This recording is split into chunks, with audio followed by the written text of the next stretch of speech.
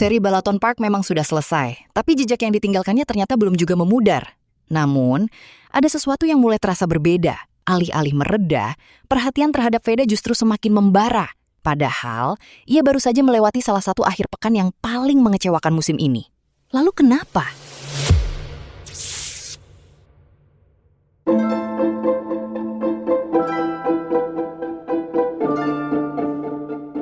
Di tengah jeda musim panas, Veda akhirnya menyempatkan diri kembali ke Indonesia. Namun kepulangan kali ini terasa berbeda. Karena kemanapun ia pergi, semakin banyak orang ingin mendengar ceritanya. Media berdatangan, wawancara demi wawancara silih berganti dilakukan. Dan perhatian terhadap Veda terasa jauh lebih besar dibanding beberapa bulan sebelumnya.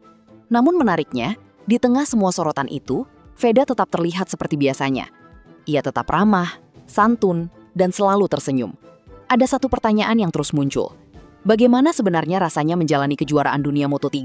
Dan dari situlah, Veda mulai menceritakan banyak hal yang mungkin selama ini tidak dilihat oleh para penggemar.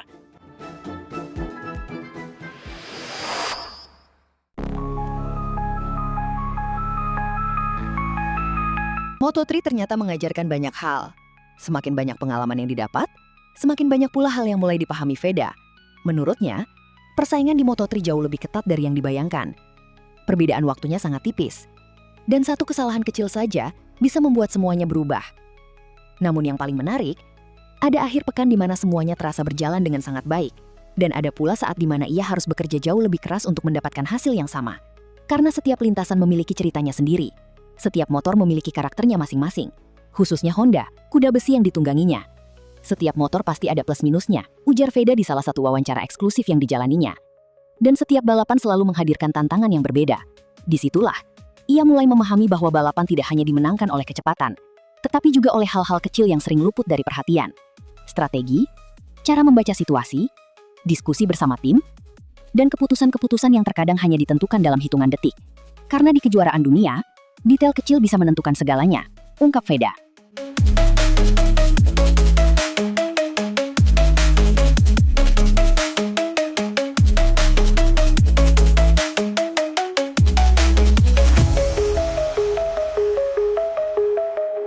Namun hal yang mengejutkan pun dilontarkan Veda. Target Veda sebenarnya cukup sederhana. Belajar, beradaptasi, dan mengumpulkan pengalaman dan poin sebanyak mungkin. Tidak ada target muluk, tidak ada tekanan untuk langsung tampil di depan. Namun kenyataannya, semuanya datang lebih cepat dari yang ia bayangkan. Bahkan Veda sendiri mengakui, ia tidak menyangka bisa berdiri di podium Moto3 secepat itu. Sebuah hasil yang bahkan membuat dirinya sendiri terkejut. Dan mungkin sejak saat itulah, sesuatu mulai berubah. Bukan hanya pada diri Veda, tetapi juga pada cara orang memandangnya.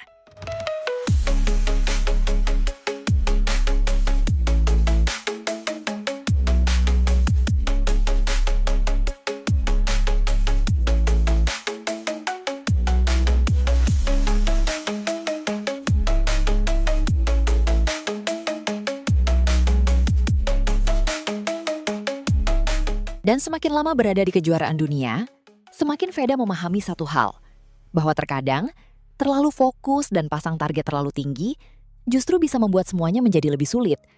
Karena itu, kini ia memilih menjalani semuanya seperti biasa. Tetap santai, tetap chill dan ceria, layaknya anak muda pada umumnya. Dan tidak ingin memberikan tekanan berlebihan kepada dirinya sendiri maupun tim. Pengalaman telah mengajarkannya, bahwa tidak semua hal harus dipikirkan terlalu jauh. Karena semakin besar tekanan yang datang, semakin penting untuk tetap menikmati prosesnya. Dan mungkin, ketenangan itulah yang selama ini membantunya berkembang, ujar Veda.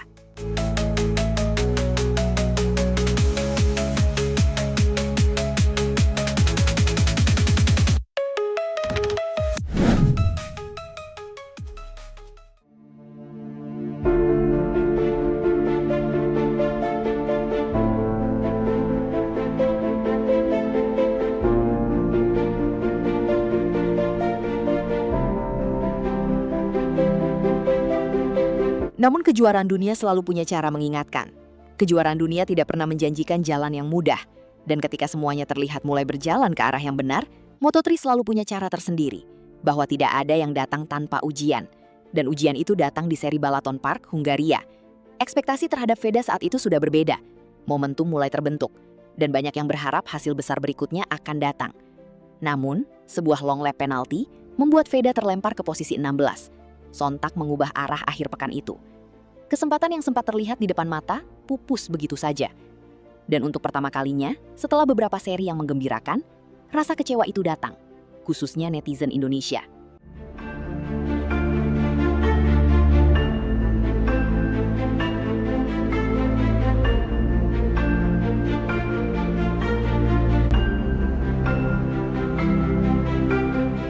Kendati demikian, tanpa kita sadari, semuanya mulai berubah. Karena beberapa tahun lalu, melihat pembalap Indonesia tampil di kejuaraan dunia saja sudah menjadi kebanggaan luar biasa. Namun sekarang, harapan itu telah tumbuh jauh lebih besar. Dan tanpa disadari, standarnya pun ikut berubah. Ketika Veda gagal membawa pulang poin, banyak yang kecewa. Dan mungkin tidak semua pembalap mendapatkan kemewahan seperti itu. Karena orang hanya akan kecewa pada seseorang yang mereka yakini mampu memberikan lebih. Dan sekali lagi, disitulah Veda mulai dipandang secara berbeda. Bukan lagi sekadar rookie, tetapi seorang pembalap yang membuat banyak orang berani berharap. Karena harapan selalu datang bersama ekspektasi. Dan semakin tinggi harapan itu, semakin besar pula rasa kecewa ketika semuanya tidak berjalan sesuai keinginan.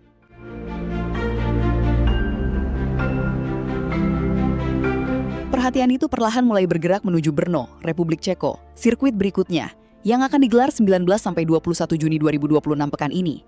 Dan mungkin, inilah yang sebenarnya ditunggu banyak orang. Bukan kemarahan, bukan pula balas dendam, tetapi jawaban. Karena terkadang, yang paling menarik dari seorang pembalap bukan ketika ia berada di puncak, melainkan bagaimana ia berdiri kembali setelah akhir pekan yang tidak berjalan sesuai harapan. Tidak semua akhir pekan akan berjalan sempurna. Dan seperti yang pernah ia katakan, ia hanya ingin menjalani semuanya seperti biasa, tanpa terlalu terbebani. Karena musim tidak ditentukan oleh satu balapan, dan masa depan tidak berubah hanya karena satu akhir pekan.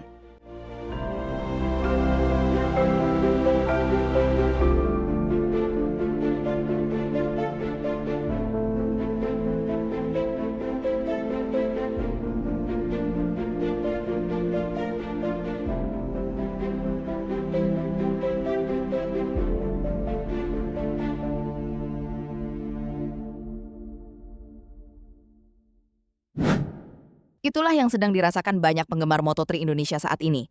Balaton Park memang telah berlalu, namun perhatian terhadap Veda tidak ikut memudar. Justru sebaliknya, semakin mendekati Brno, semakin besar pula harapan yang kini dipikulnya. Menurut kalian, apa yang paling kalian harapkan dari Veda di Brno nanti? Podium lagi? Atau cukup melihatnya kembali bertarung di grup depan? Tulis pendapat kalian di kolom komentar.